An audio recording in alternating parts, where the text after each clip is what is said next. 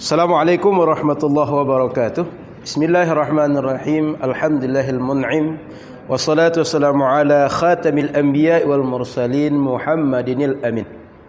Alhamdulillah kita bertemu kembali dengan Ramadan tahun ini 1441 Hijriah. Semoga kita yang bertemu dengan Ramadan mampu manfaatkan dengan maksimal, dan kita berharap Ramadan ini Ramadan terbaik dalam kehidupan kita, sehingga kita optimalkan dengan segala daya upaya yang bisa kita buat. Mudah-mudahan semua kita mulai dengan semangat yang menggelora, dan di akhir nanti sama-sama berbekal dengan takwa. Salawat teriring salam kepada Rasulullah sallallahu alaihi wasallam.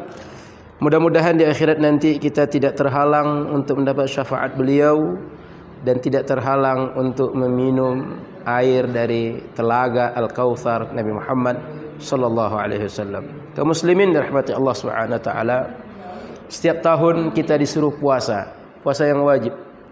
Dan setiap bulan, dan kemudian setiap minggu dan hari tertentu kita disuruh untuk melaksanakan puasa sunnah. Timbul pertanyaan, kenapa Allah suruh kita puasa? Apa gunanya? Bagi Allah tak ada untungnya. Bagi kita capek, bagi kita lapar, bagi kita lelah. Tapi sebenarnya apakah cukup di situ? Ternyata tidak.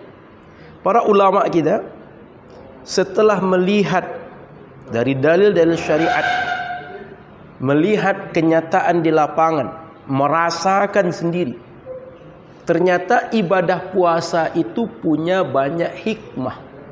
Maka dalam kajian ini insyaallah akan kita bahas beberapa hikmah di antara disyariatkannya puasa kepada kita, atau sering kita sebut dengan ibadah shaum. Apa hikmah itu?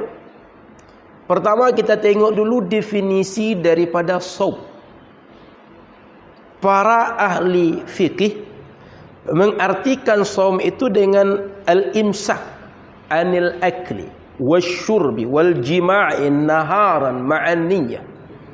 Menahan diri dari tidak makan, tidak minum, tidak menyalurkan kebutuhan biologis pada siang hari, yang disertai pelaksanaan ibadah ini dengan niat. Berarti poin penting daripada ibadah ini adalah menahan diri. Menahan diri dari hal yang dibolehkan, menahan diri dari hal yang dihalalkan. Ini poin pentingnya. Maka dari definisi ini nanti akan kita temukan beberapa hikmah. Apa hikmahnya? Pertama hikmahnya adalah sebagai bentuk kesyukuran kita kepada Allah. Dan ini merupakan hikmah setiap ibadah yang kita buat. Kenapa? Nikmat Allah banyak. Sejak kita berada di alam rahim, belum bentuk apapun, sampai nanti kita wafat pulang kepada Allah, Allah akan berikan nikmat dan tak terputus. Nikmat itu berbagai macam bentuknya, dan datang dalam berbagai keadaan. Nah, setiap nikmat Allah tak seorang pun mampu membuatnya. Wa ma bikum min ni'mah fa min Allah. Apapun nikmat yang kalian punya, semuanya datang dari Allah. Maka setelah solat sering kita membaca, Allahumma la mani'a lima a'taita wa la mu'tiya lima mana'ta. Allah ketika memberi nikmat, tak seorang pun mampu untuk menahan, tak seorang pun mampu untuk menghindarkan dari kita. Dan ketika dia menahan nikmat, tak seorang pun bisa memberi kepada kita. Syukur.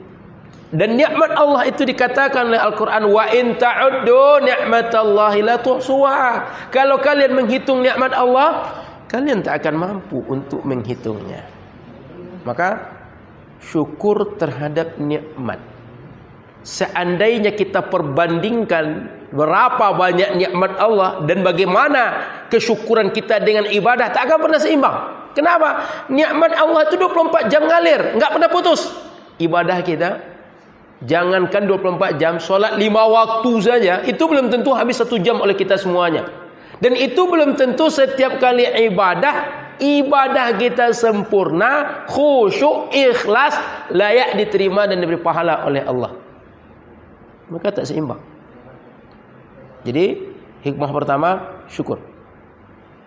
Hikmah yang kedua daripada pelaksanaan puasa ini adalah menjadikan kita sebagai orang-orang yang punya sifat amanah. Coba kita tengok, ibadah puasa ini tak seorang pun tahu kecuali kita, kecuali Allah, kecuali malaikat. Orang lain tak ada yang tahu. Kalau sempat lapar, kalau sempat terasa lelah, ingin batalkan puasa, di mana saja bisa.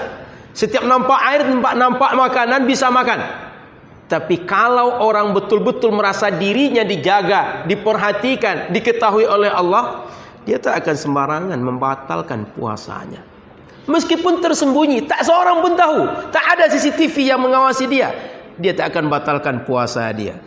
Mendidik orang-orang bermental amanah, mendidik orang-orang bermental ikhlas, mendidik orang-orang bermental jujur dengan Allah. Dan ini yang kita perlukan saat ini. Sulit dicari orang-orang amanah, orang-orang jujur, orang ikhlas yang sesungguhnya. Banyak orang, ada yang dia buat, di balik setiap yang dia buat, dia menginginkan satu kepentingan. Kita sering bercanda, ada udang di balik bakwan, ada udang di balik batu. Selalu ada imbalan yang diminta oleh orang-orang. Maka ibadah puasa melatih bagaimana menjadi orang amanah, orang ikhlas, orang jujur. Itu yang kedua.